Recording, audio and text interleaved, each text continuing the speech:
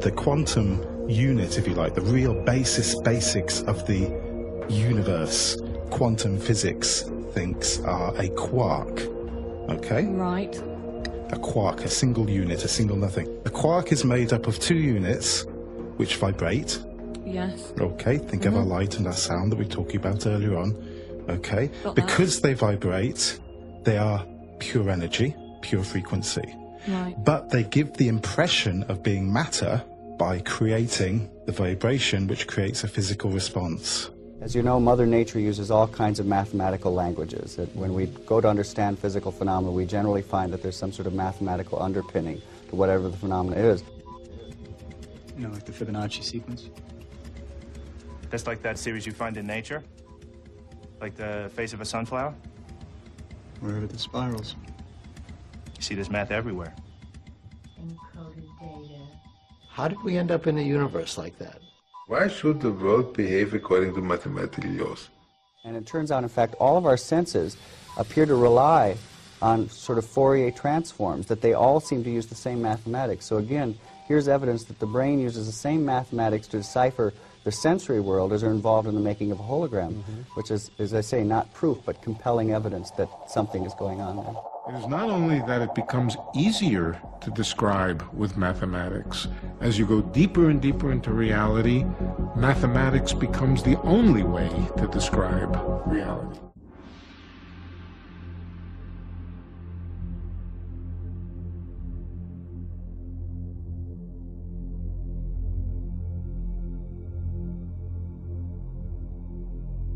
Okay, so 1, 1, 2, 3, 5, that's the beginning of the Fibonacci sequence. Next number in the sequence, what do you think?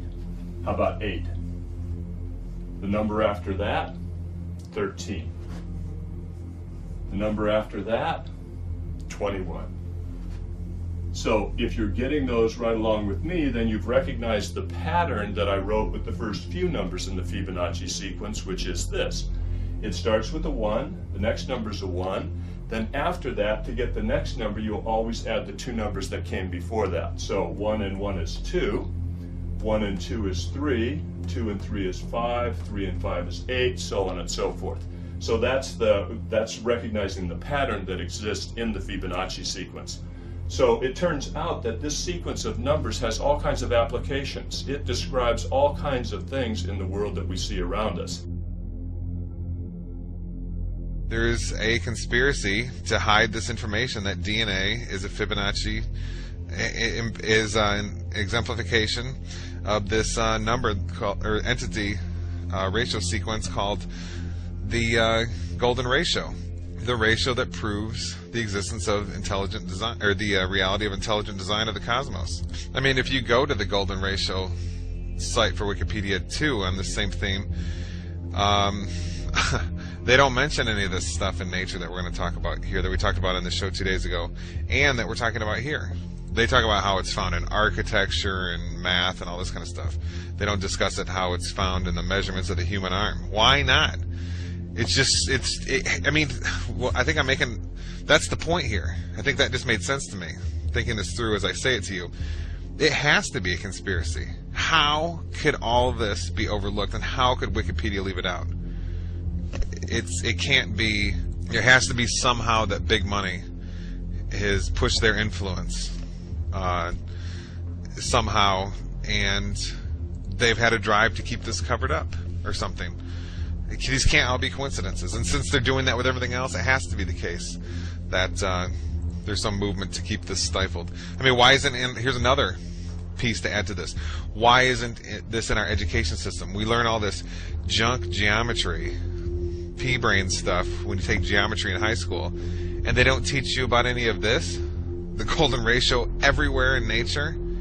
I went through elementary school, you know, high school, college, you know, undergrad degree in college, master's degree, and halfway through PhD, and never was any of this mentioned. And we know who controls the universities, the big money behind it, all the way up to the Illuminati Nephilim controllers. So this can't be. This is planned, okay? And you just wonder. It's got to. I mean, I'm almost concluding here in my mind this Davidson college sites showing up #1 in Google all the time and first page, and Wikipedia having these strange measurements which don't correlate with all kinds of these examples from academic sites I'm finding. I'm putting them all, pictures of the screenshots in the newsletter. It's got to be a conspiracy. I mean, we could keep going compiling the evidence. It would just all lead to it. So, and if we could keep compiling evidence of it being a conspiracy, I mean, everything points towards it. I'm just throwing ideas off the top of my head. These strange sites show up at the top. Wikipedia's wrong. It's covered up completely in the best-selling books about the golden ratio, which come from wealthy university professors. It's the universities and the government-controlled education system absolutely covers it up. You see how, I mean, everything's falling in the same direction. You know, so when everything, all these conclusions point to the same direction, that it's covered up and hidden.